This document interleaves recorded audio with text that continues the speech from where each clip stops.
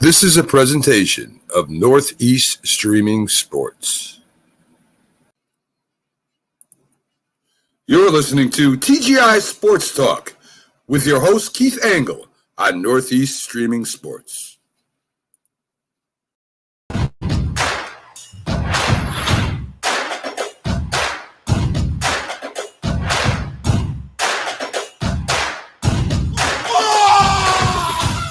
Good evening, everybody. Keith Angle for TGI Sports Talk's College Football Huddle. How are you tonight? We're happy to have you all with us as we barrel, if you will, down the stretch of the 2022 college football season.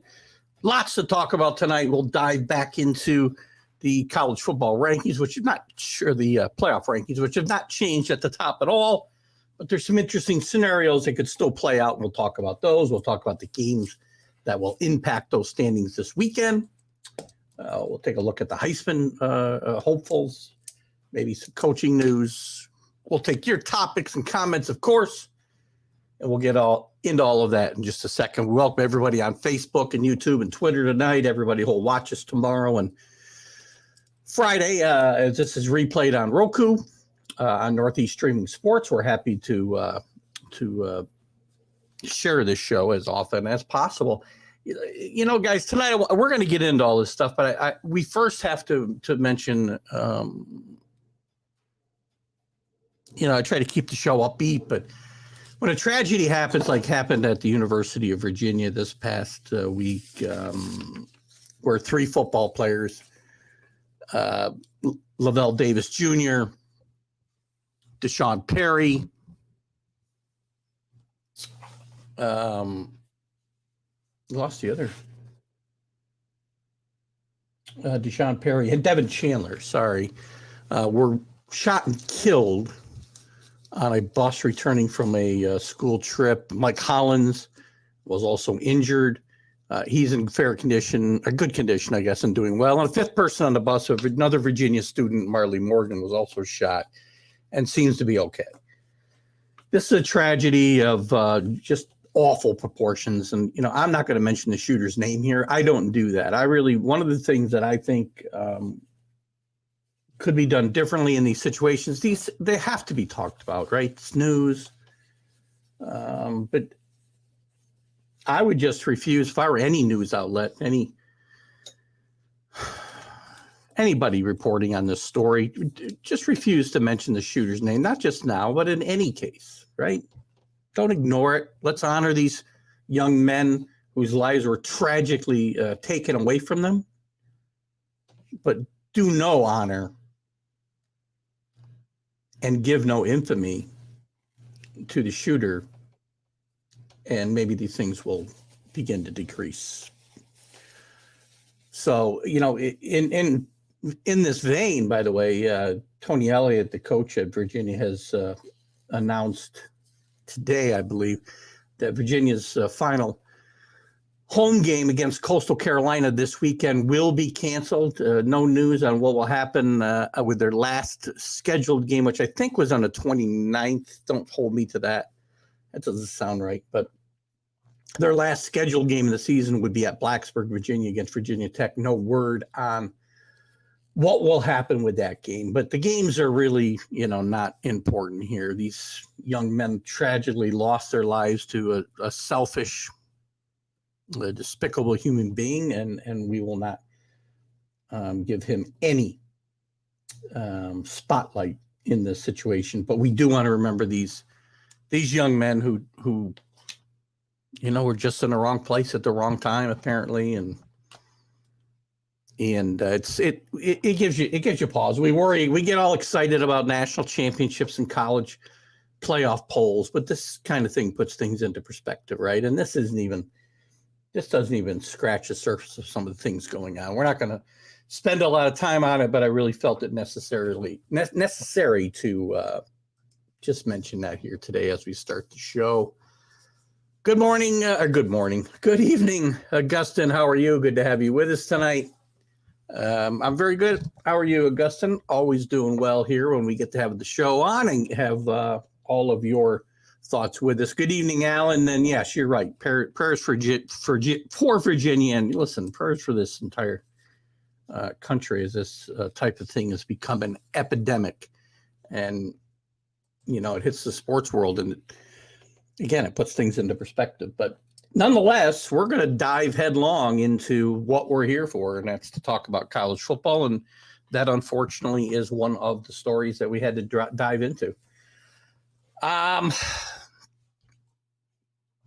What's happened since we chatted last? No change at the top 4 positions in the college football poll, but some teams did a very good job of eliminating themselves this past week.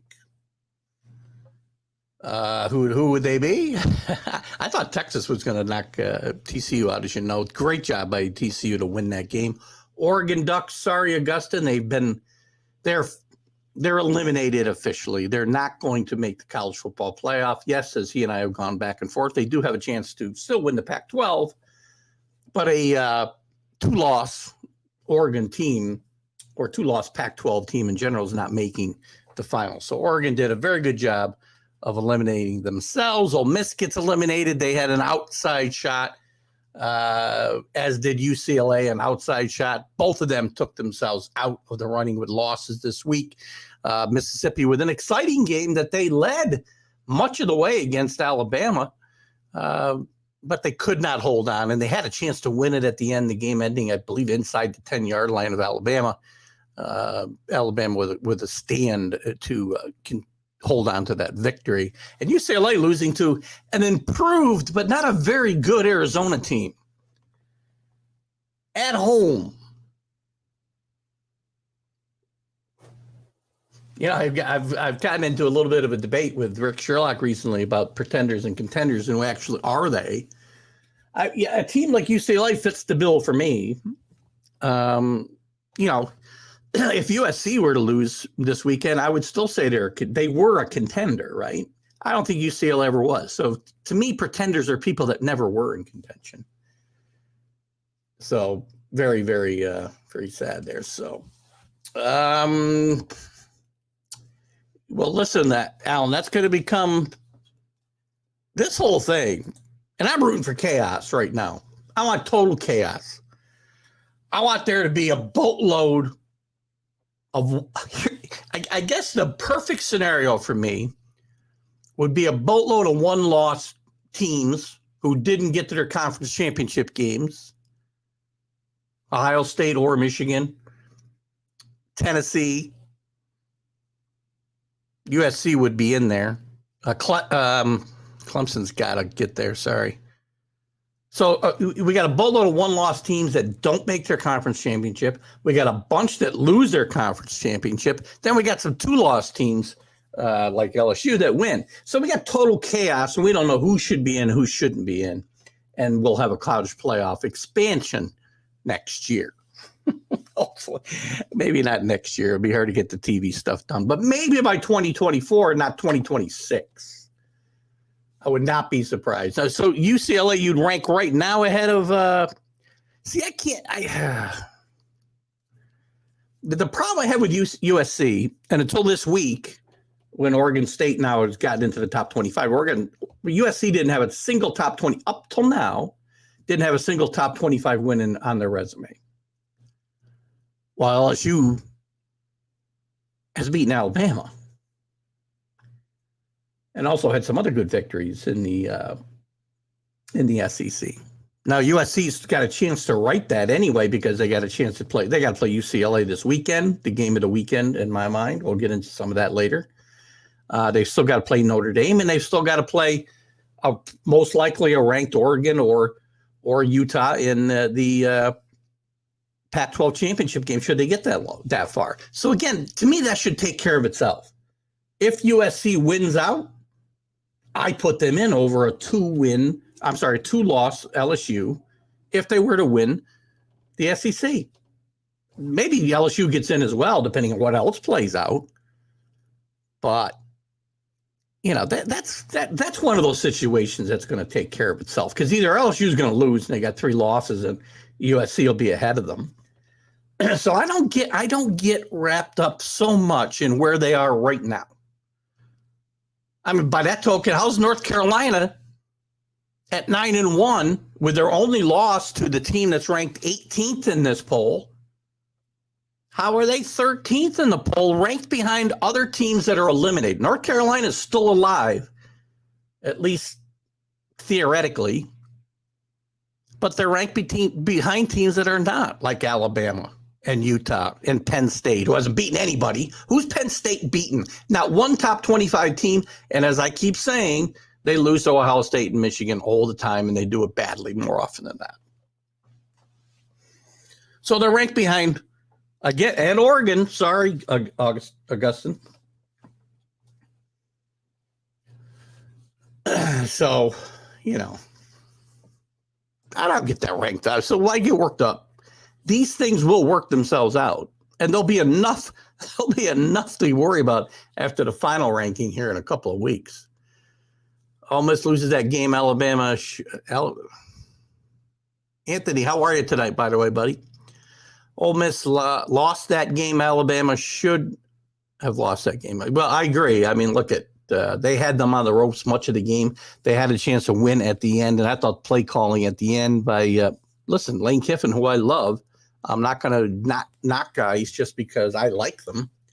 I think some bad play calling at the end of this game, and they had Alabama on the ropes. Yes, you are huge. Listen, this isn't about respect. You should respect this team. They did a great job rebounding after that loss to Georgia, but this loss to Washington at home and their defense really falling apart in this game really put the nail in their coffin as far as their national championship hopes go. Now, that doesn't mean they can't come back and beat beat Utah this weekend. And that game, by the way, I believe is at home at Oregon. And they get to the Pac-12 championship game, and they could wreck somebody else's season. So nobody would make the Pac-12 again, which is not unusual. Only one time as a team made it, Washington, back in 2016, or at least it's been that long. So it's not about respecting the team, but they don't have a chance to win the national championship now. That's not the end of the world. They can still have a really good, solid season, right? I mean, we're so wrapped up in national championships that Alabama 8-2, Clemson 9-1. The sky's falling when these teams don't win. And good evening, Carlos, the Mad New Yorkers, with us tonight. UCLA losing in front of their tens of hundreds of fans. Excuse me, I've still got a bit of a cough here. But you know what?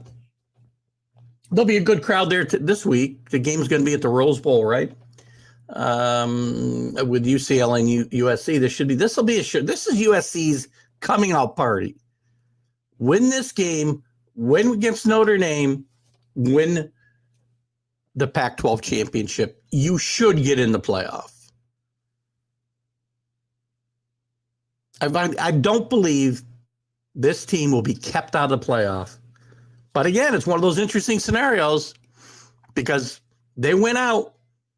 They're going to be up against either a one-loss Georgia team if they were to lose to LSU, because LSU would get in with 2 losses, first time ever, if they won the SEC championship.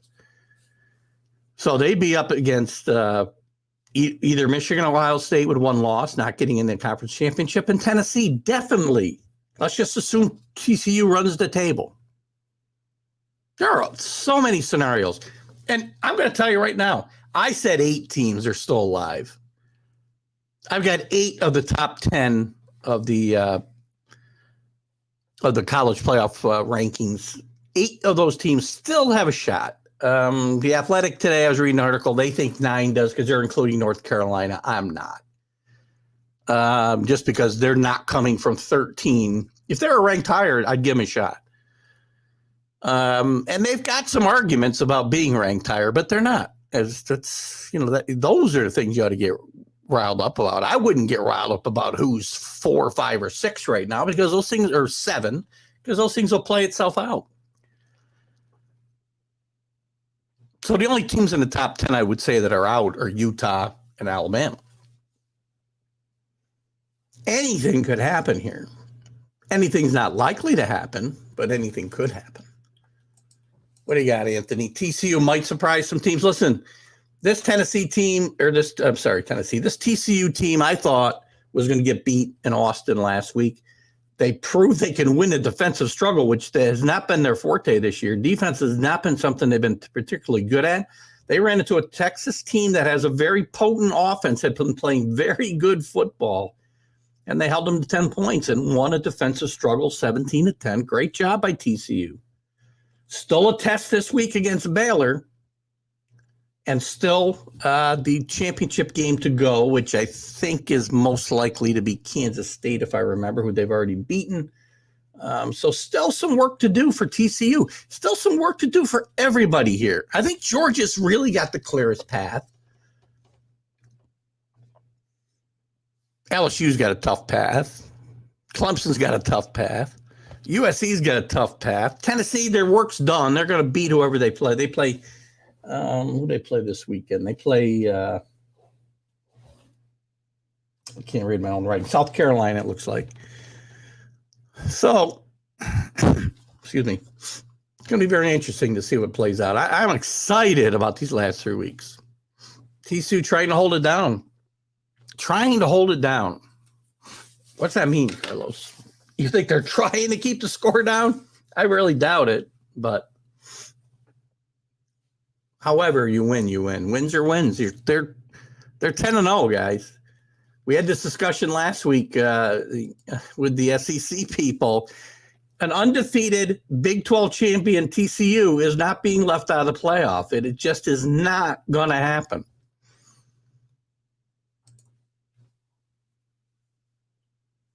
Fans, yeah, not sure where we're going there. Alabama making Ole Miss cry. Listen, Ole Miss, again, I'm not going to tell you Ole Miss had a bad year. Ole Miss is out of the playoff hunt, out of the SEC championship hunt. 8-2 when you've had to rebuild the way Lane Kiffin has. 8-2 playing in that tough SEC. That's a bad year. What's bad? What's good? You know, it's amazing to me what's become bad years as we look at college football these days. Whether they could beat UT is not the point. First of all, they're not on their schedule, right? So we don't know. And this is not to take anything away from Tennessee, but it's unfair for you to compare them to Tennessee until that time comes. Because if they're a one-loss ACC champion, they'll be in the conversation, most likely. Maybe not for long. But the fact remains, and I'm a firm believer Tennessee should be in the Final Four. But the fact remains, a conversation is there to be had. You know, should a conference champion with one loss from a Power 5 conference, you can demean the ACC all you want.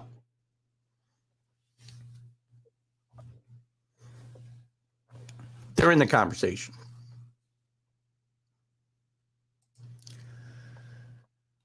Here's a hi from Augustin to Carlos. Oddly enough, USC UCLA won't be in the national stage this weekend. Well, where is that game on?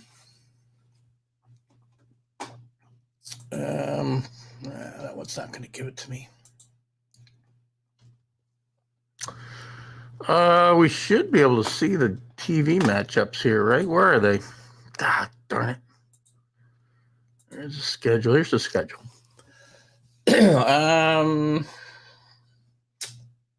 So where is that game?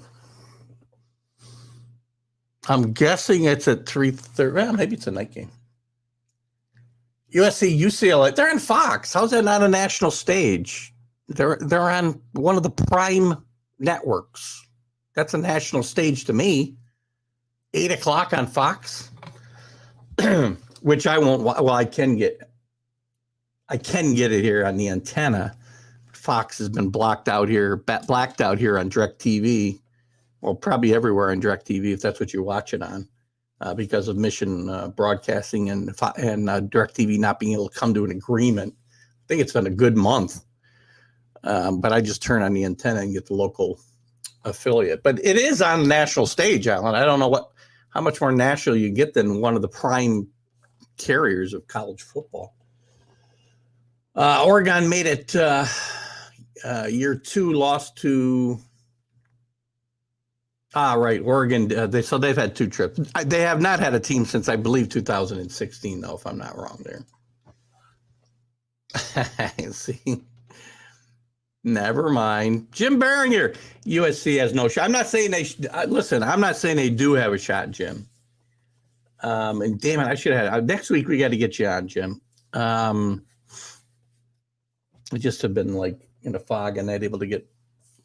I'm happy to be able to put a show together and get out here with the peeps and spend an hour and a half. So, but I'm glad you're here participating with us, Jim. And maybe next week we'll get you in for sure.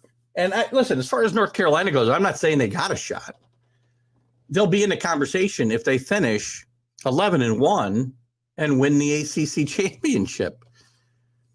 Depending on what else happens above them. I mean, if there's 3 undefeated teams, right, they're probably not in the conversation. If there's more chaos ahead of them, because again, look at these teams. You got Ohio State and Michigan are one of them's going to lose. Georgia could lose in the SEC final. TCU could lose. Theoretically, they could lose 2 games. USC could easily lose.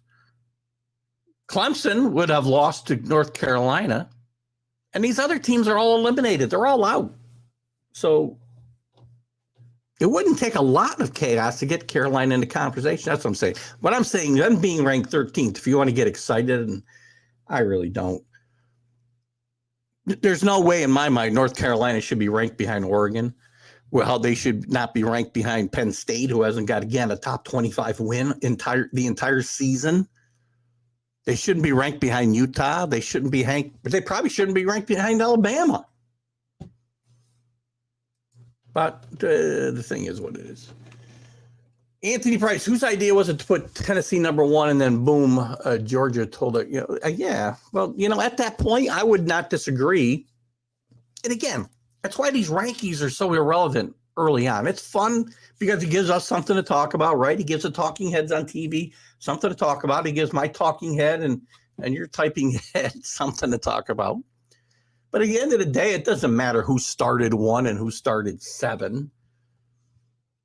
Tennessee at that point, I would say, was the number 1 team in the nation. They'd had better victories than Georgia at that point. Georgia's got the best win of the year over Tennessee. That's the best win of the year for anybody. What's Jim got here? TCU big game this week.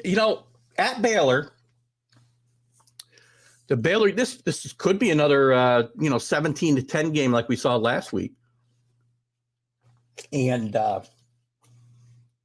TCU better not let down, and they haven't so far. I thought last week was going to be their where they let their guard down and got beat. But Baylor also, they haven't had as good a year as they had last year, obviously. But this is a good football team with a really, really well coached. And it's going to be interesting. Excuse me. It's going to be interesting. I think we're going to pop a lozenge in here. It's going to be very interesting to see what happens there.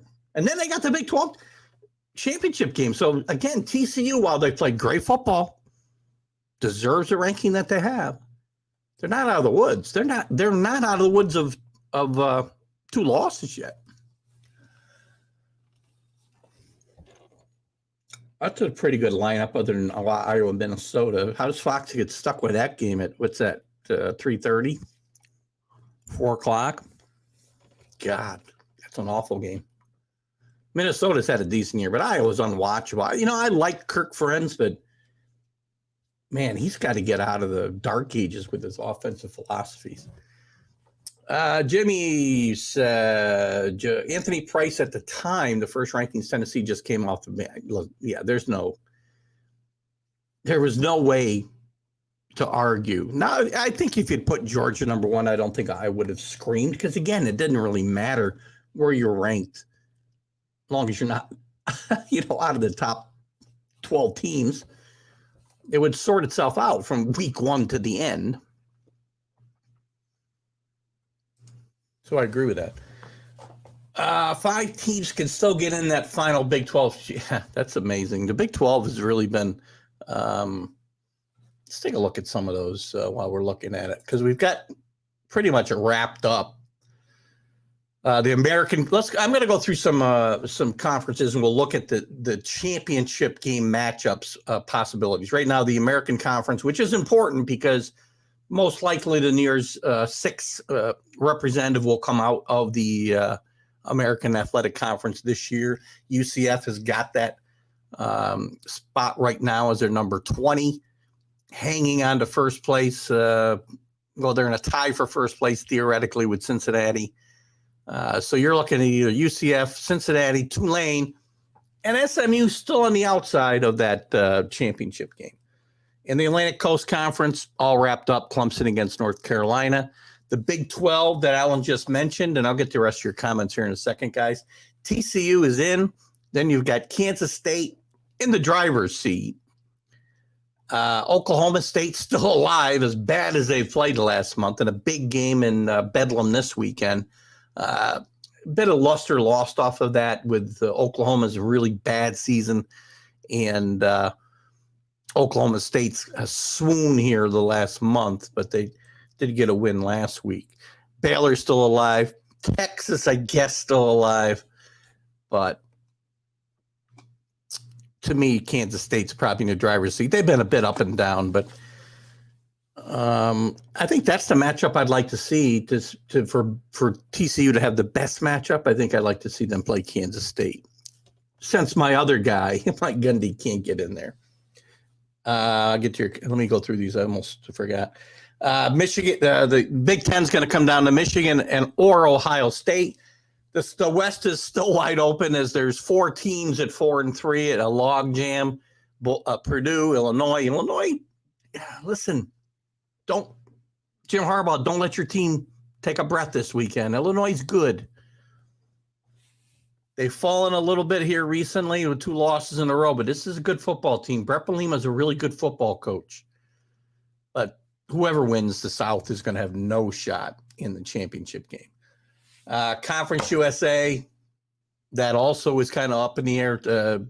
One of my other favorite teams, the Roadrunners of UTSA, are in, and then it's going to be a matter of who gets in with them. North Texas, Western Kentucky are the other combatants there. The Independents, by the way, are not included in this New Year's 6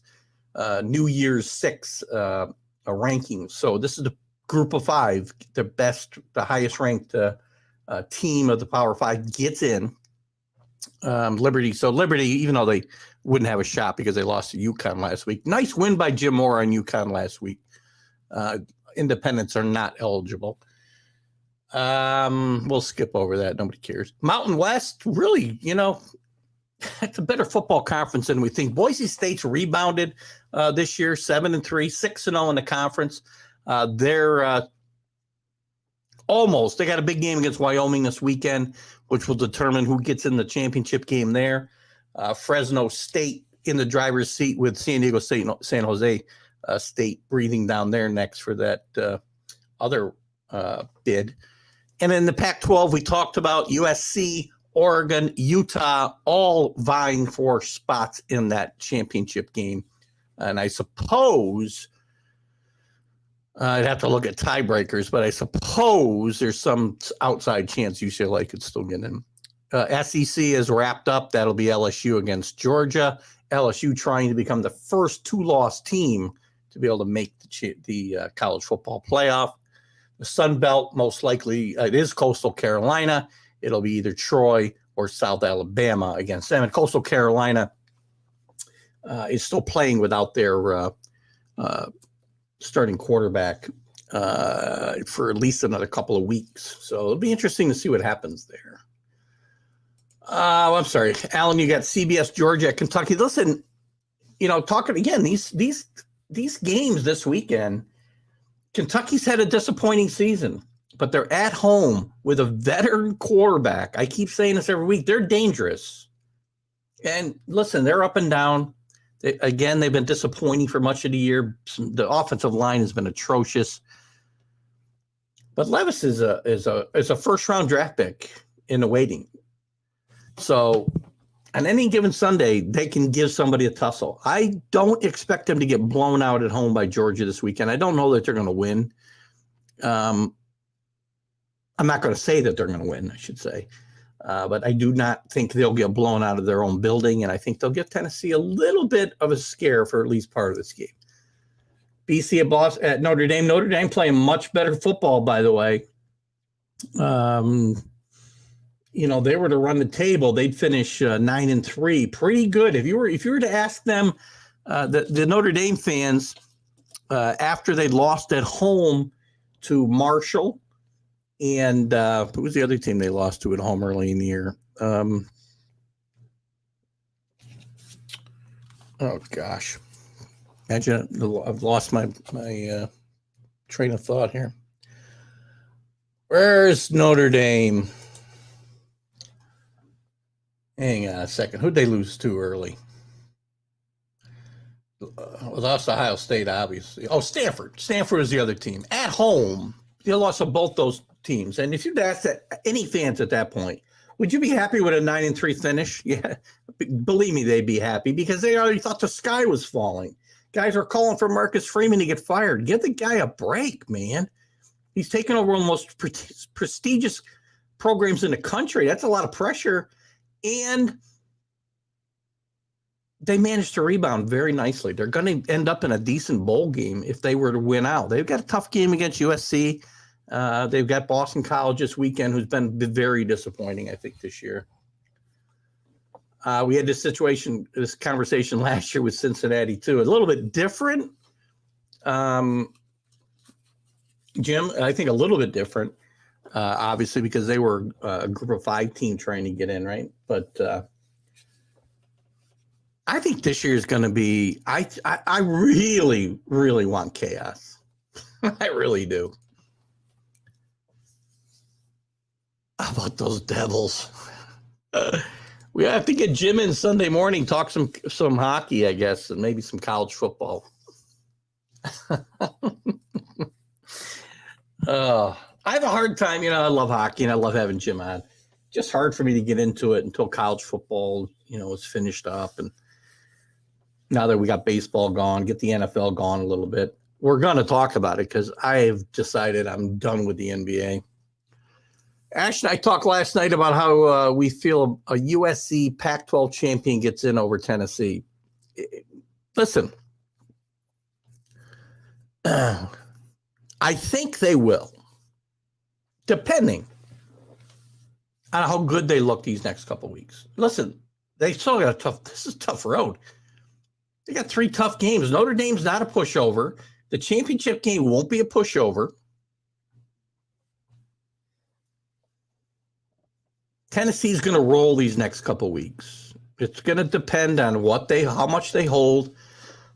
Some of this committee, and they're supposed to put a premium on conference champions, Power 5 conference champions especially, but they don't always. And it's going to become an interesting question because Tennessee, outside of Georgia, has the other best wins this year. Alabama at LSU. Again, that's a pretty good resume. 2 teams in the top 10. There aren't a lot of teams in this top 10 that have beaten 2 teams ranked in the top 10. Georgia's only got 1 top 10 win, but it was against Tennessee.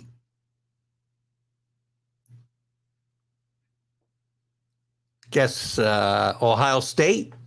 No. Michigan? No. TCU? No. Tennessee? 2. USC? None. Barely got a top 25 win because Oregon State's in this week. This is the biggest problem.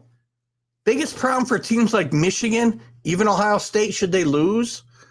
Michigan, should they lose? Ohio State, even with their one win, their non-conference schedules are terrible. And the SEC teams, even though they're not, I have this argument with the Mad New Yorker all the time. I get mad at the cupcakes the SEC plays, but he's not wrong that the SEC plays a tougher conference schedule all the way through. I really hope my feed's all right. I see my little internet deal here. I hate it when I see that pop up. ABC, Illinois, Michigan. Again, it's going to be a better game than you think, maybe. Ohio State at Maryland. Important game, Maryland. Maryland's better at home than they are away, but and Bedlam has lost a lot of luster this year. And it's unfortunate because we've only got a couple years of Bedlam left, and then that's sayonara. Thank you, Oklahoma.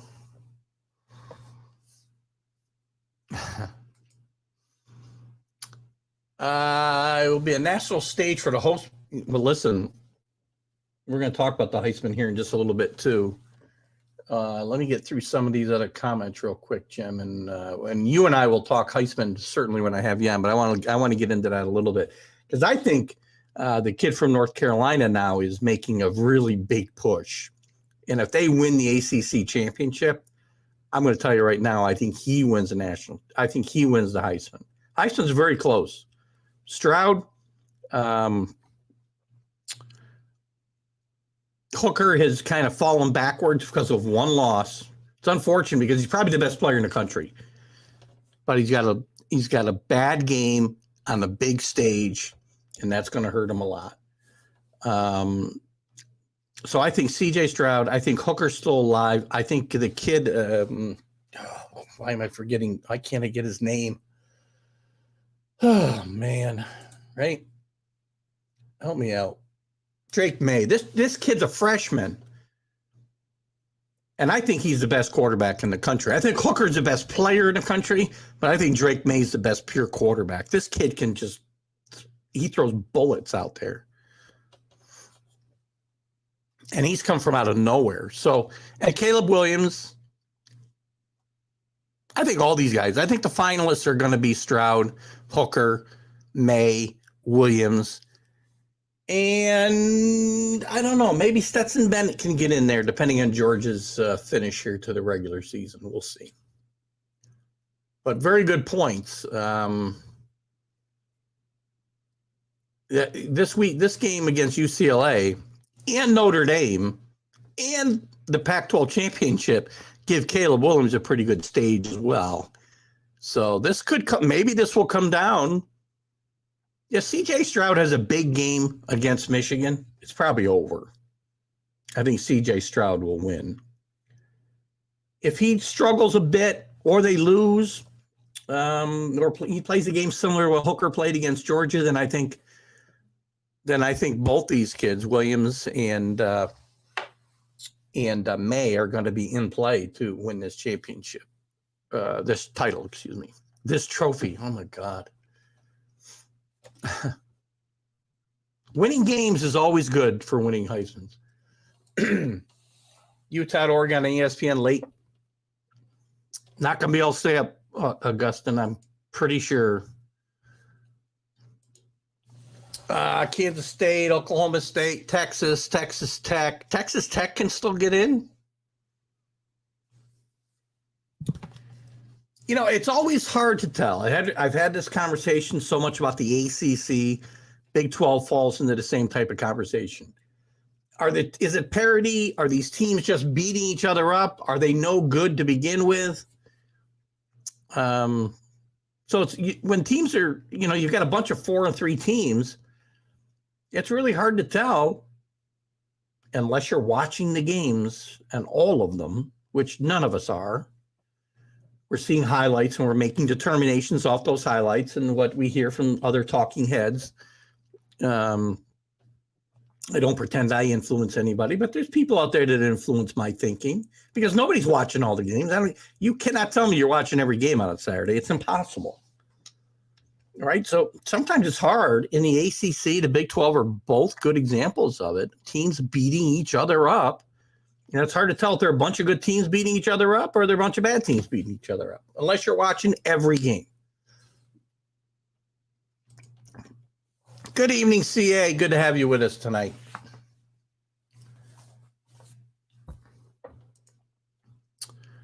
Alan, still a big game. Cowboys win. They can still get the Big 12 title game. Listen, wouldn't it be interesting for Oklahoma State, who I've talked up all year? I love Mike Gundy, just like I love Lane Kiffin, because people hate him, so I love him.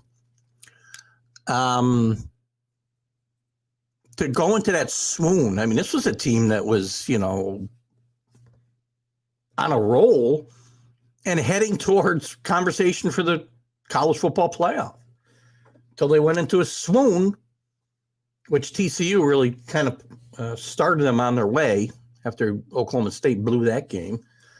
Would it be interesting if they found their way into the Big 12 championship game and knocked TCU off that perch? That'd be very interesting. So yeah, I mean, that's not, listen, I'm not saying Bedlam's always going to be a big game, right? It's just a matter of whether it's a big game, because again, college football is this regional sport with national appeal, I always say. I probably didn't make that up. I probably stole that from some other guy in his mother's basement. So don't sue me. But it's a regional sport with national appeal. But when teams aren't good, great games like Bedlam, great traditional games like Bedlam lose that national appeal a little bit. The Red River rivalry always loses something when Oklahoma and Texas aren't good. But they're still big in their own regions. And even for some people around the country, it just doesn't have the zest, the sex appeal that it would have in other years. CA. Hopefully TCU, USC, LSU win out. That would put all of them in, I think. LSU is going to be an interesting case study as well, though. If they win out and USC wins out, it's a little bit different than your scenario. LSU, it's going to be interesting that 2-loss SEC, and again, I don't think they can beat Georgia. A 2-loss SEC champion against a 1-loss Pac-12, a 1-loss TCU. Because you're assuming that 1-loss team in the Big Ten will be out. And they probably would be in your scenario, but there's going to be a conversation with, if LSU were to win, as you call for here, CA, their 2-loss championship is going to bring all of these 1-loss teams into the conversation. All of them will they'll all be compared to LSU. Everybody, probably including North Carolina if it's them, which I don't think it will be, but Clemson will be in there.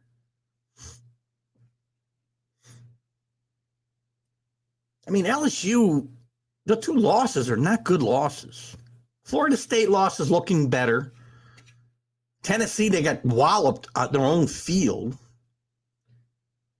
So now it is to the, what was the number 1 team in the country. So speaking of crying, how about the recovery? Listen, those guys are always.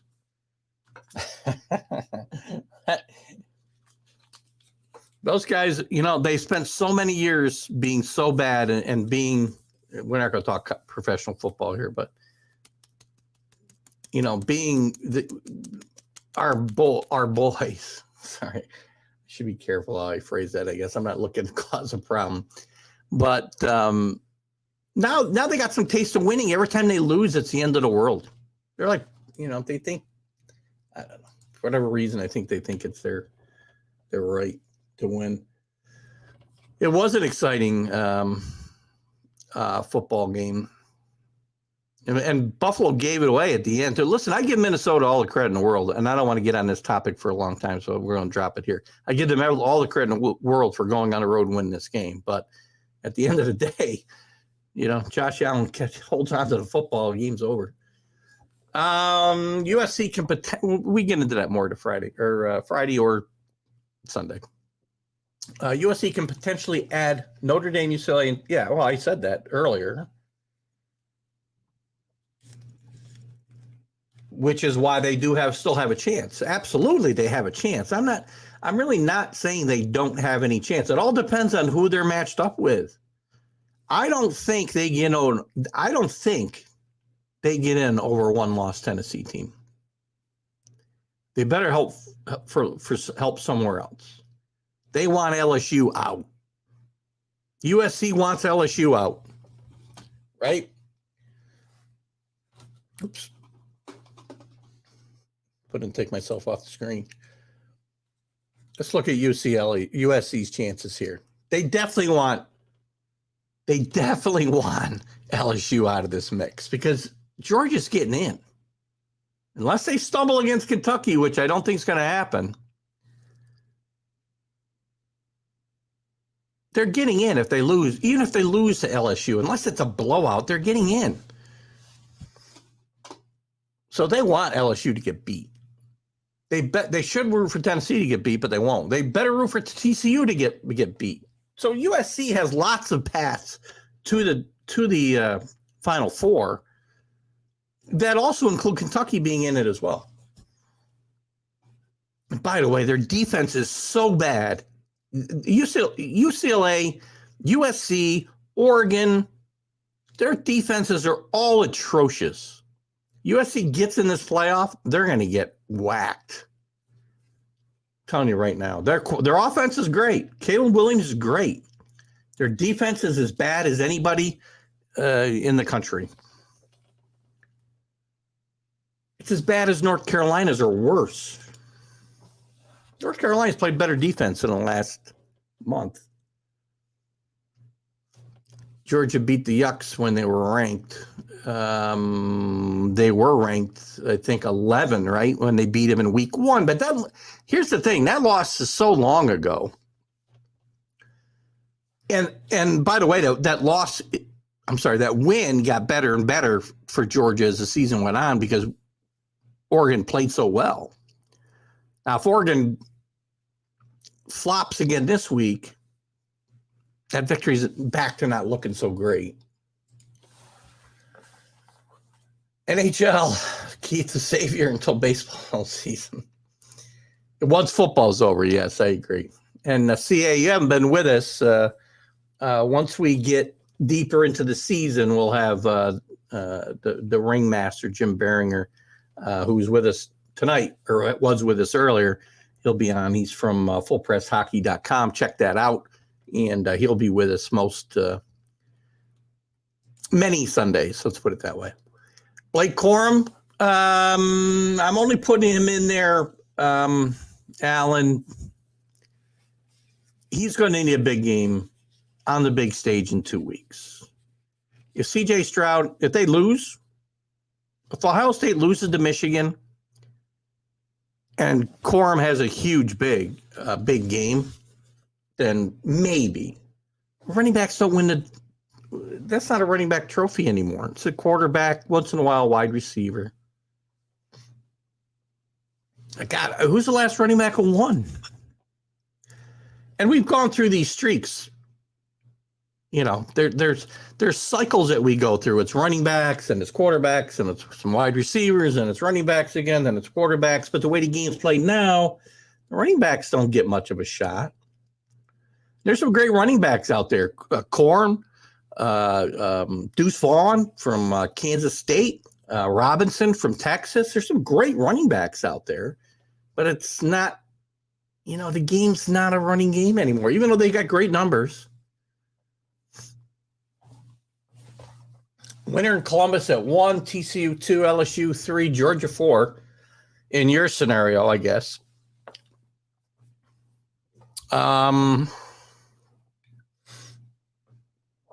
Yeah, that would be the LSU winning and TCU undefeated. The Big Ten champion undefeated. You got no questions with those two, right? There's no questions with the Big Ten winner and TCU undefeated. Questions come in when TCU's got one loss. TCU loses a game. Yeah, the loser of the Michigan-Ohio State game now is back in the conversation. Tennessee in the conversation. Just are. And listen, I think there's going to be some really hard discussion about LSU if they win those 2 losses. Remember, no 2-loss teams ever made it. And I want chaos, as I said earlier, CA, because I just want as much chaos as possible, and I want people upset because I want to see this 12-team playoff sooner or later. Mancini's going to have to change that light blue, that light blue to navy blue. Mark will not be joining us tonight, by the way. He's got an interview. Good for him. He scored on one of the other podcasts that he does. He scored Dusty Baker out west, so good job. Or the podcast did. I'm not sure how that all comes about, but who knows? We might have Dusty Baker on sometime soon. Who knows? Mark Ingram was the last to win it. Sounds about right. Let's look. It's been a while, and even before him, I'm going to say there weren't that many. Yeah, we would start back in 1935, wouldn't we? Okay, Burrow, quarterback. Derrick Henry, 2015, which somebody's probably already put up. There it is. Alan's got it. Derrick Henry in 2015. I don't think Ingram won. And you got quarterback. Mark Ingram did win in 2009. Then quarterback. Running back, Reggie Bush. Quarterback. Some really bad quarterbacks, by the way. I shouldn't say that. Good college quarterbacks, I should say. Then you had Ron Dane winning in 1999, if you remember. Ricky Williams, so back-to-back running backs. And then you were kind of in a running back mode there. You had a couple, Danny Werfel, then Eddie George, Rashaan Salam. So, this thing's always been kind of cyclical, but it's going to be very hard for the running backs to take control. Now, any given year, I think somebody could have a great year and win this award, but this is quarterback. The game's a quarterback-driven game now. So there you go. Hard to believe that Mark Ingram won it 7 years before Derrick Henry. It was just the Mad New Yorker's birthday. Highly doubtful scenario, committee nightmare. I want a committee nightmare so badly. So badly. I want as much chaos as I can get. So I want USC winning probably all their games. I might want LSU winning. I might want Georgia losing before the SEC championship game. I want TCU to have a loss.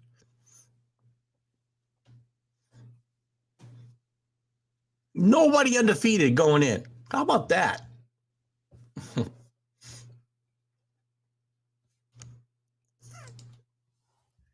Sue was a finalist one year in Manti. Yeah, well, look at one defensive player. Without looking it up, one defensive player has won. Defense was his main position. One defensive player has won it. Don't look it up. No cheating. Throw your answer out there.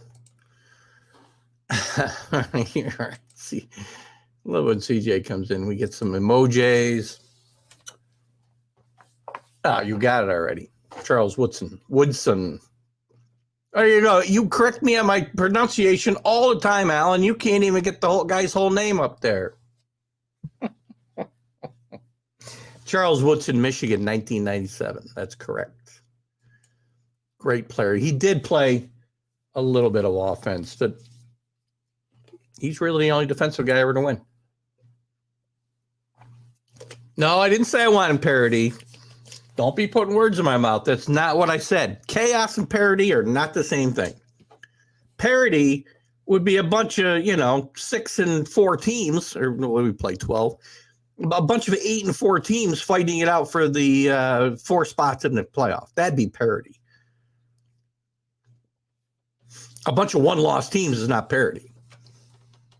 So don't be trying to, back up the Mad New Yorker here, because unless we have to look up, Desmond Howard was not he was a wide receiver and a return man.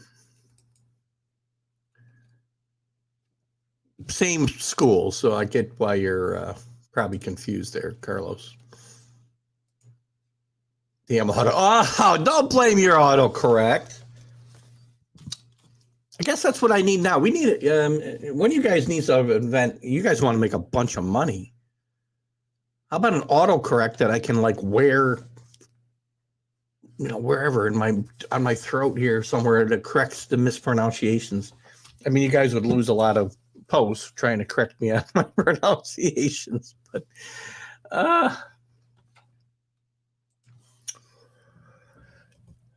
so the AFC East then. Wow. Alan's fired up tonight, man. You bring that. Wow. Bring that Friday.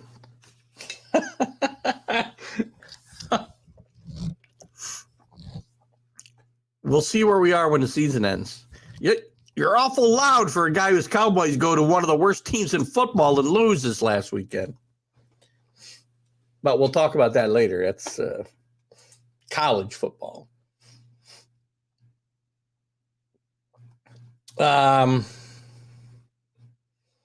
What other interesting games we got this weekend? Let's take a quick look at the I do want to take a look at some of the coaching stuff too. Where's my schedule here? There we go. All right, we go right down. I won't even look at the top 25. I think we only got one top 25 matchup. Alan, you can correct me if I'm wrong. UCLA and USC. I think that's the only top 25 matchup. But there's some good games around the country. Some of them early in the week, so keep an eye out. Early Thursday night, SMU at Tulane. Tulane gets knocked off their perch last week. I bet Tulane. They did not play well. UCF was really good. Plumlee, the quarterback there, is really good. But Tulane needs this win. SMU's been playing better lately. That'll be an interesting game. I like Tulane to bounce back in that game, by the way. Saturday, UCF, big game against Navy. Navy, not a good year. Played Notre Dame really tough last week. This would be something that would make their year similar to beating Notre Dame if they could knock off one of the top teams in the American. UCF's playing some really good football. I talked this program up a lot. Gus Malzane's been a great fit there. The upgrades that they've made to the facilities here are by all reports, on a par with any Power 12 conference team. They're in great shape heading into the Pac-12 next year. Watch out for UCF going forward here. Watch out. You want a team that's going to make the most impact in that Big 12 next year. UCF is a team to watch out for. We got Illinois and Michigan at 12 o'clock at ABC. Brett Bielema's done a great job at Illinois this year. Disappointing last couple of weeks. But they could go in and give Michigan a scare, or they get their doors blown out. But I think this will be a game Michigan will win, but not terribly convincingly. Looking ahead maybe a little bit to Ohio State. TCU, another early start at Baylor. Huge game for TCU. Baylor's defense still pretty good. A bit of a down year for them, as we've talked about. They still have a chance at the ACC or the Big 12. Boy, I'm all over the place. The Big 12 championship game this year. Dave Aranda has done a great job there. Dave Aranda may not be there much longer. certainly one of the guys being talked up a lot for the Nebraska job. Dave Aranda, Matt Rule, Lance Leipold. So that's going to be an interesting matchup there. I know Carlos wants to talk about Austin P at Alabama. Nice that Alabama's putting such a tough game on their schedule here in week 12, week 11, or wherever we are. God. What else is interesting? Mississippi State plays East Tennessee State. Oh, my God. UMass plays Texas A&M. I have said forever, right, that Jimbo Fisher cannot be fired. I know some of you guys throw in my face that, the oil guys will come up with money, and $86 million, guys, is 4 times more than anybody else has ever paid for a buyout of a coach. I think that was Gus Malzahn at Auburn. In fact, Oklahoma and Texas are not leaving the Big 12 any sooner than they are because they didn't want to pay the big buyout to get out of their league contract. So now, I've said that won't happen. If UMass comes into Texas A&M and finds a way to win, which will not happen, maybe all bets are off. But you can't buy out a guy for $86 million. UConn, who's now bowl eligible after last week's win against Liberty, a nice win for UConn. They're going to get Army. Jeff Monken, by the way, this week, his name has come up in the conversations about the next Nebraska coach. I think Jeff Monken's name's come up a few times for jobs in the SEC. He's not a good coach or a good fit for an SEC team. He's a great fit for a team that wants to get back to its roots. He may be a great fit in Nebraska. Just saying. Don't think he'll get the job. Might be a tough sell out there in Nebraska, but again, they could do worse. They should also be talking to Troy Calhoun. All these schools should be talking to Troy Calhoun as well. What else we got? Kansas State is at West Virginia. It is an important game because Kansas State is still looking to wrap up that spot in the championship game in the Big 12. You guys, I know I want to get to your comments here. Just put them up. We'll get to them. Oregon State, who just got into the top 25 this week, goes to Arizona State, not playing for much. Boston College at Notre Dame. Big game for Notre Dame. Notre Dame still looking to maybe get to that 9-3 mark, as I said, get to a decent bowl game, a holiday bowl, something along those lines. Georgia at Kentucky. Don't sleep on Kentucky. I don't think Georgia win. I'm not saying that. Kentucky, this is a spot you got to be careful. Going into Kentucky with a veteran quarterback, a really good veteran quarterback, and with a chance to win. Ohio State at Maryland, again, shouldn't be a problem. Miami at Clemson. Miami played better last week. Van Dyke's still not sure if he's going to play this week, still banged up, but they played well without him last week. Doubtful in my mind that Miami will win this game, but maybe they'll give Clemson a little scare. We'll see.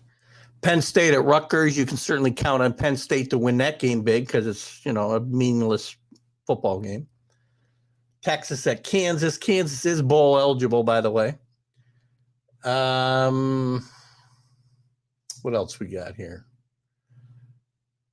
Want to miss anybody? Western Kentucky at Auburn. Gotta love these. I know I get into this, and I just said it was okay, sorta. But can't they play these cupcakes in September and not in November? My God, these are such a horrible. This is not a great week of football, as it should be a great week. There are some good games. We just talked about some really good games, but this week should be much better. We're in the second week in November. Come on. Georgia Tech at North Carolina. Georgia Tech's played better. Got killed by Miami last week, but they played better since they fired Jeff Collins. Maybe they can give North Carolina a little scare. The game is being played at Stanford in California. See if they can keep the band off the field. Tennessee goes to South Carolina. Right now, Tennessee is looking for style points. They scored 66 points last week. You can look for them to try to lay a hurt on South Carolina this week as well. Texas Tech, as Alan mentioned, still alive, playing Iowa State. Iowa State's a decent team with a really good coach. Can win on any given Saturday, and when they're playing at home, they're a team to be careful of. Boise State and Wyoming is a very interesting game in that Mountain West. I like the Mountain West, always have, and I think this is an interesting matchup. And I like Wyoming to knock off Boise State in this game at home. Ole Miss goes to Arkansas, trying to rebound off that Alabama loss. We talked about Bedlam being played at 7:00 at night, which I don't like. These games ought to be afternoon games. Oklahoma State will go to Oklahoma, still with a chance to get to the Big 12 championship game. We mentioned USC and UCLA. That's the game to stay awake for. 8:00 start on Fox. Watch that game. Syracuse and Wake Forest, two teams that have really struggled lately, face off in the ACC network. UAB goes to LSU. LSU, be careful here. Games at night in the swamp. They should probably be okay. Be careful here. Colorado State at Air Force, love Troy Calhoun. Why is he not getting calls for these jobs is amazing to me. There's their second ranked matchup, which somebody's probably got in the comments. Utah at Oregon. That's at 10:30. No way this guy will be up watching that game. Sorry, Augustin. And Coastal Carolina at Virginia, as I said, has been canceled due to the tragedy that befell the football team there that we talked about at the top. And please keep those kids and their families and the school and the team in your thoughts and prayers. Football is important to us. We love our debates, our back and forths, but these are the things that are really important in life. And it's very sad that it comes to this. So I don't know where I left off here. I got to there we go. Hold on. After the damn autocorrect? Wasn't after that. Oh. Just as bad as a cowboy muck it up. I don't know what we're talking about there. I'm not talking about I'm not going to talk anymore professional football. You say it. Wait a minute. I got to address this. I know I don't want to talk NFL. Alan, quit smoking whatever Kenny gave you. I know Kenny's not here. I shouldn't talk about him, but he'd laugh if he was here. The Packers aren't winning out. Yeah, Utah at Oregon. There you go. Syracuse ranking so weird. Where are they?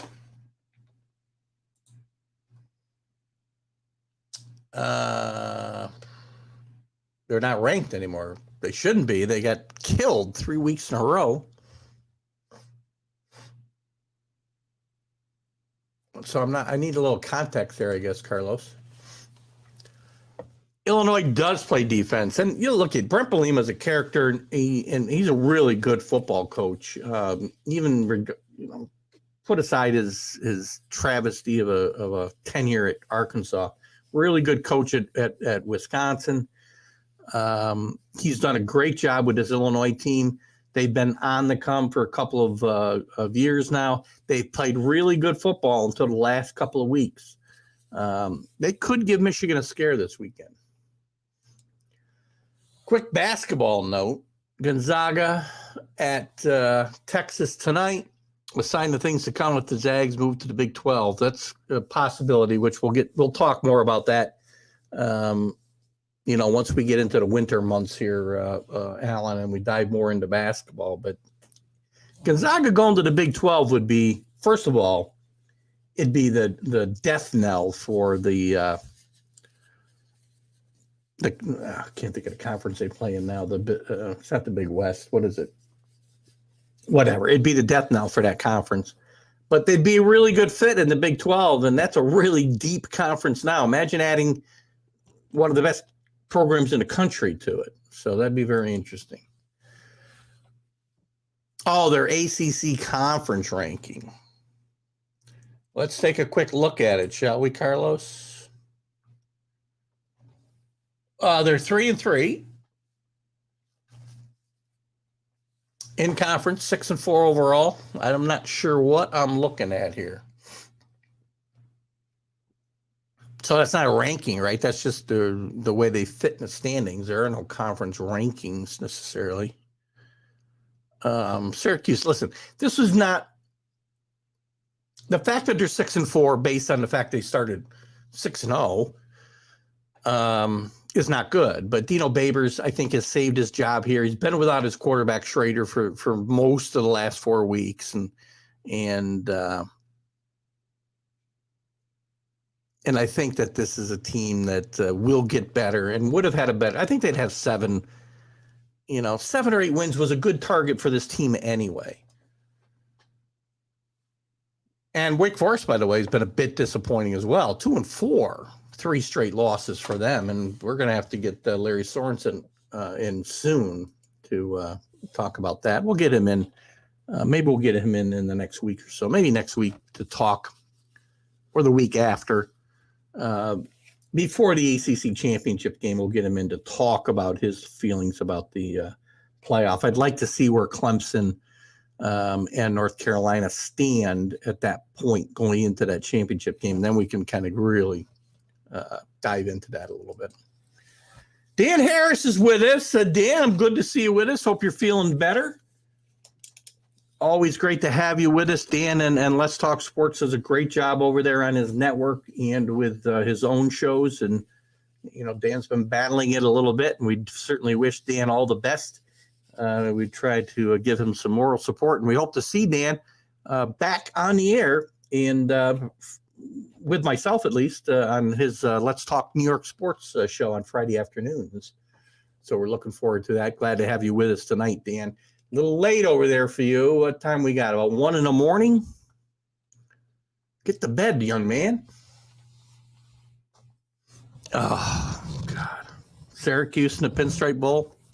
At least there's a rooting interest there. Carlos wants to get me to the Pinstripe Bowl. I guess if Syracuse were playing a decent team there, I might have some interest. But, I can't be the only guy in the world who just thinks there's too many bowl games. And there's nobody at these games.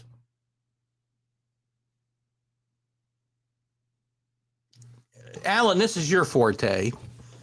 Who's right now at this very moment? Who are they aligning for the Pinstripe Bowl? Who they got predicted for the Pinstripe Bowl? I'll let you look that up for me. So again, thanks for popping in here, Dan Harris. Keep. Yes, it's Alan's here, and he's Alan Perales has got a new show on the Let's Talk Sports Network. Bear with me a second, and I'll tell you a little. Oh, Alan, you can certainly post something if you want. I'll be glad to put it in the comments. I'll be glad to share it, like I tell you all the time. Don't be afraid to do that, my friend, because I'll start charging you later. So the Let's Talk Cowboys, Dallas Cowboys Week 10 recap with Alan is coming up tonight. I believe that show will air. He's got 7 or 8, so I don't know. He's not doing it right now.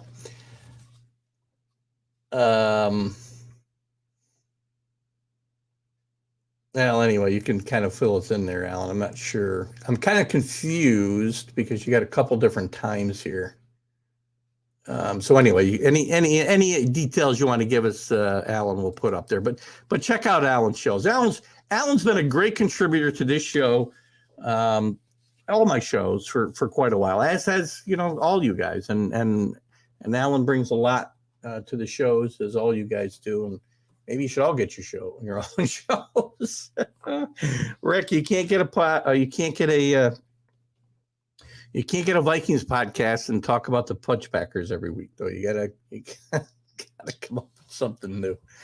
Recap was Tuesday, which you can catch the replay of, I'm sure, on YouTube. Correct, Alan?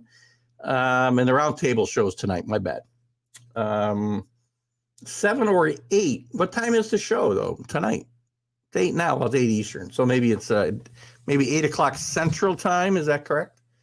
What's the roundtable show? Give us a little idea of your topics tonight, Alan. Oh, what else is going on? What else you guys want to talk about? Let me check out what other news we have here. It's been tough because, this has been a bad week with the shootings and everything. God. Pittsburgh, Kendon Slovis is unsure about his 2023 plans. It's been a tough year for him after transferring from USC. He's not sure whether he wants to come back. I don't think he's going to get drafted. And if he does it, I'm sure it'll be late, but he's still got some eligibility left. So I'm assuming Slovis could still make one more jump to another school. Yikes. We do have a hiring. Let's take a quick look at we'll take a quick look at the coaches carousel. And you guys can bring up any other topics that you want. There's Alan. Pinstripe Bowl, Louisville over Iowa. Again, with Iowa. Oh, my God. So I'm serious. The new Yankee Stadium holds about, 45,000. I'm not even sure. I don't think it's quite 50. Let's just say it's 50. There'll be 25,000 people there for Louisville and Iowa. Why? 9 p.m. for, oh, boy.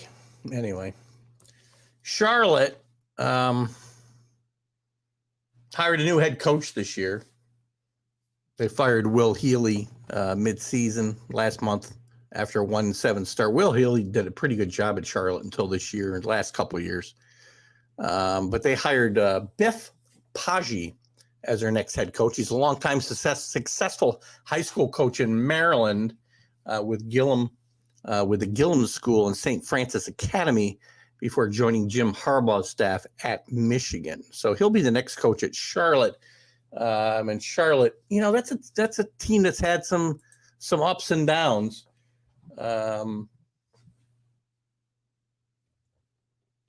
This is the time of year where you're going to see coaches start to look for jobs. It's not good. It's not fun because you're going to see coaches who don't coach in bowl games. You're going to see all this stuff that we don't like. But there's lots of jobs open up. We talked about Florida State. Not Florida State. South Florida fired Jeff Scott last week. Rumors are John Gruden is all over that job, wanting it. Listen, if John Gruden wants to get back in and I'm South Florida, you'd be nuts not to hire him, right? Get you instant credibility and a chance to maybe rebuild that program. But we'll see how that works out. More likely, you'll see some assistants in line for that. Brian Harsin, of course, out at Auburn. Lots of rumors with Dan Lanning from Oregon leaving after 1 year and coming back to the SEC. This will be interesting to watch. We just talked about Biff Paggi getting hired to go to Charlotte. We've also got Paul Chryst out at Wisconsin. Lots of rumors there. Jim Longer has been serving as the the interim there. He's been the long-term assistant, viewed potentially as a replacement for Paul Chryst, but they haven't set the world on fire there. Carl Durrell out at Colorado. Been lots of rumors about some guys there. Brian Harsin is a name that comes up for that job as well, just fired by Auburn. Jeff Collins out at Georgia Tech. A lot of talk, by the way, at Auburn and Georgia Tech about Deion Sanders possibly being in line for one of those jobs. That'd be very interesting for Deion. Deion in the state of Georgia might be better than Deion in the state of Alabama. I'm not sure exactly what job he'd want if he had to choose between the two. But I think you're going to see Deion in a Power 5 school this next coming season. Herm Edwards out at Arizona State. Scott Frost out of Nebraska. We talked about some of the rumors there. Lance Leipold, as I said, rumored for the Wisconsin job, rumored for the Nebraska job. Matt Rule is possibly the front runner for that Nebraska job. And I can tell you that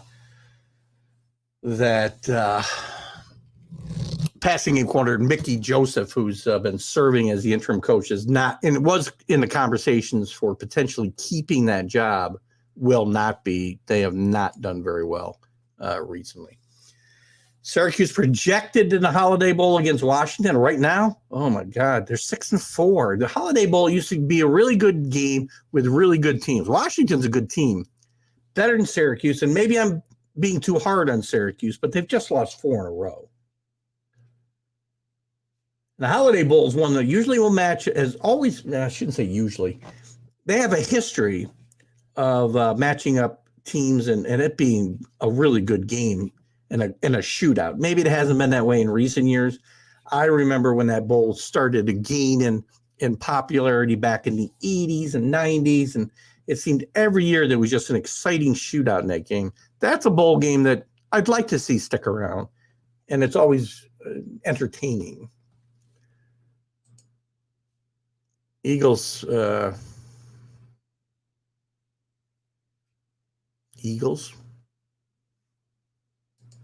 We'll get to that later, CA. Projected playoff. Is this you? This is yours. As of today, all subject to change, right? Georgia versus TCU, Ohio State versus USC. Well, let me tell you what I'm going to do. Here's my prediction, because I predicted chaos, correct? Tennessee against Georgia. Michigan against USC. Not great chaos there, but enough. I don't have TCU in there. I will give you another piece of here's some chaos for you. Scenario is LSU beats Georgia. Michigan wins out. TCU loses the Big 10 championship or Big 12 championship game. LSU, I said, beat Georgia, right? USC wins the Pac-12. I will predict right now, and I'm going to tell you LSU wins big. Here's what I want, really big chaos, right? Somehow LSU, I know it can't happen. This is just fantasy world. LSU wins 48-10 over Georgia in the SEC championship game. Or LSU loses to Kentucky this week. Maybe this is better. Georgia loses to Kentucky this weekend. Loses to LSU in the championship game. Nobody from the SEC gets in. I'm sorry, Tennessee gets in. The 2-loss champion, out. Tennessee gets in. Michigan gets in. TCU loses. They're out. Tennessee's in. SEC champion's not in, but Tennessee's in. And USC's in. So how's that for a scenario for you? Tennessee, Daryl, you'll be a playoff next year with 12 teams. I can bet you right now if that were to happen. Show some Weibles there, committee. No, it's what I saw. So what? Oh, it's what you saw. Whatever. There's going to be 100 projections. I want chaos. And ask for them all. Independence Bowl has a good history of great games. Good point. You know what? Independence Bowl has a history of great games. A Liberty Bowl, which I don't even know if they play anymore, had a history of great games. If you remember, that was Bear Bryant's last game was a Liberty Bowl. I think they lost. I think they played Boston College and Doug Flutie, if I'm not mistaken. I could be wrong, but I feel like that's what it was. And then sadly, Bear Bryant had about a month's retirement and passed away. Should have kept coaching, I guess. But listen, there's some good bowl games, but I mean, God, I don't have time to go down them now. I mean, some of these games. Who the hell wants to watch these games?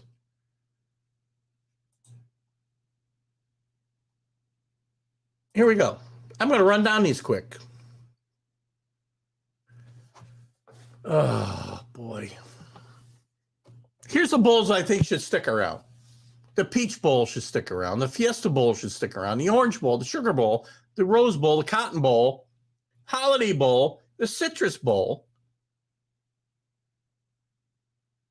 But then maybe I'd come up with another one. But, oh, my God, the Music City Bowl, the Tampa Bay Bowl, you got two Cheez-It.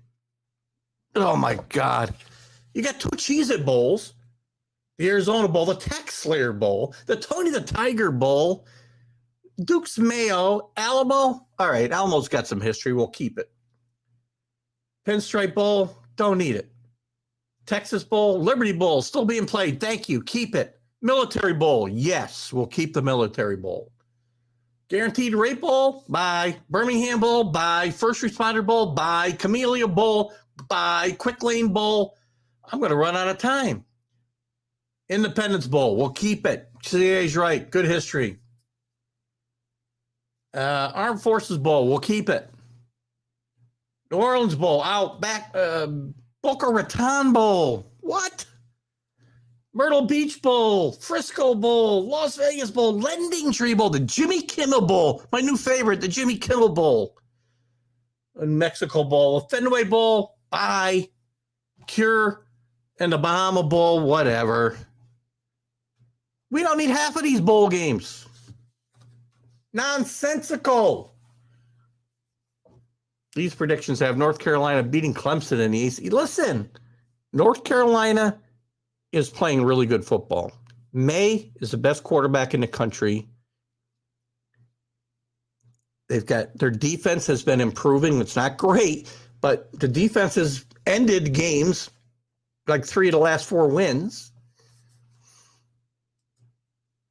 Independence Bowl currently, SMU versus UAB.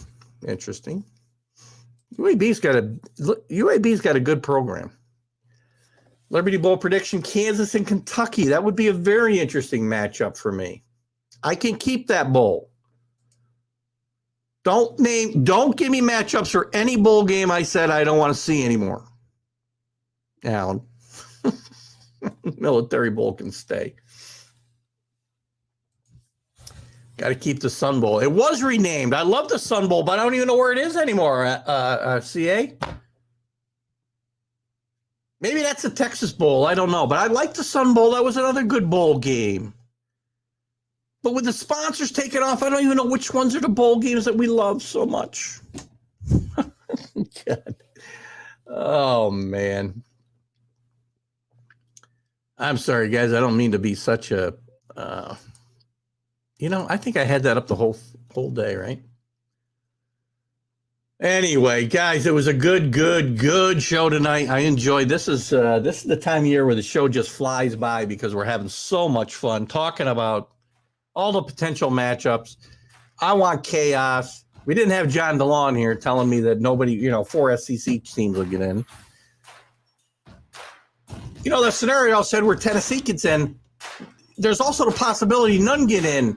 And if Georgia loses twice, Tennessee, you got a 2-loss champion, and it's LSU. Maybe Tennessee doesn't get in. Undefeated Big 10, undefeated Big 12. Clemson, nah, I guess not. Not going to happen. I don't know. Guys, you've been great. CA, Allen, Anthony, Augustin, Carlos. Got to Yeah, that's right. I guess that's all we got. All right, guys. That's all I got time for. Keith Angle for TGI Sports Talk's College Football Huddle. Thanks for being with me tonight. Be with us next week as we'll follow the bouncing football. Keith Angle, have a great night.